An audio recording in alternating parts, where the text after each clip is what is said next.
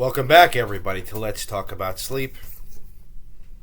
Got to mention the book, Let's Talk About Sleep. As we get closer to 1,000 subscribers, one lucky viewer at random will get a signed copy of that, but you got to be in it to win it, so make sure you subscribe. Please share this with your friends and family. And if you have questions or comments about this or anything, just drop them in the comment section down below. Once a month, I will get to every question/comment in a video. And as I always say, these videos are for educational purposes only. So this is part 2 of my kind of review of the National Sleep Foundation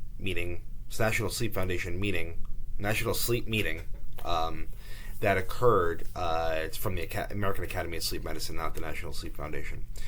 That occurred earlier in June in Charlotte, North Carolina. Beautiful town, by the way.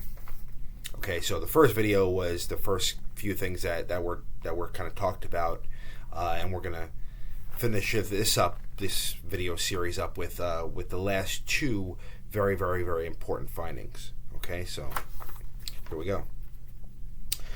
So the coronavirus 19 pandemic that happened the last couple of years or so has affected everybody's, or many people's, health for a variety of reasons, or a variety of ways, I should say. Increased anxiety, increased stress, increased depression, poor habits in general, right? Poor health habits, not getting enough exercise, people gaining weight, so on and so forth. What was discussed during the meeting was this whole notion. This was a National Health Interview Survey of 2020, and they found that having the diagnosis or having the condition of COVID-19 I believe it's more than doubled the odds of experiencing very short sleep. Okay, now that could be either trouble getting to sleep, that could be trouble staying asleep. And the question is why, right? Where does that come from? Sure, it could be anxiety and stress and worry about the virus itself, right? But also after that, coughing, right? Maybe the virus does something to the brain, right? To kind of make people have harder time sleeping or make them more fatigued in the daytime. Okay, that was a couple of the things that were discussed. This is definitely an area of interest for a variety of reasons. I had COVID myself. Many of my colleagues have. What has it done to us in long term? Nobody really knows. Okay, so, but I will say this though, the pandemic, just anecdotally in my own practice, the pandemic has definitely increased the odds of insomnia. And if you actually had the condition, this study is showing that insomnia, poor sleep are much more likely to occur as well. Okay, so I think much more data will come down the line as time goes on, but these are the kind of things that we're going to be discussing. Okay, so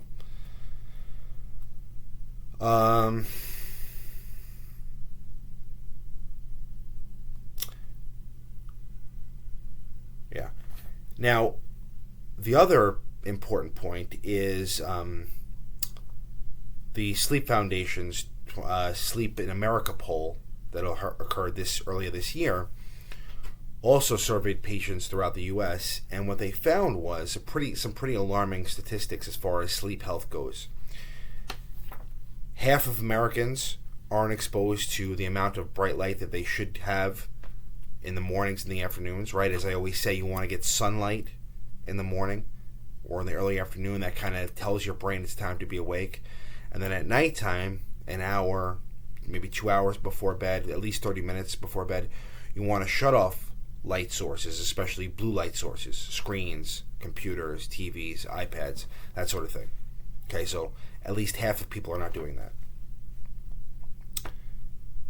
1/3 of Americans fall short of the CDC's recommendations for moderate or vigorous activity. Okay? Again, as I always say, in the morning you should be getting sunlight and do exercise.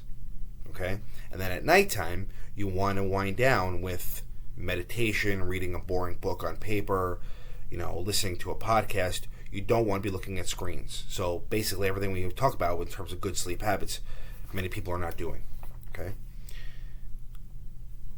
To that point, more than half of Americans indulge in screen time within an hour before bed or even while in bed. 4 out of 10 Americans eat meals at inconsistent times.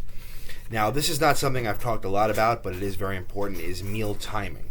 Okay, and there's actually studies coming out now looking at when we eat and how that affects the sleep and vice versa. What I always take a good rule of thumb is you don't want to go to bed hungry, starving. You also don't want to go to bed after you just had a tremendous meal. So if you are hungry before bed, maybe a little snack would be okay. But the timing of the meals, okay, should be consistent like your sleep and your sleep habits. Okay? Many people are not doing that.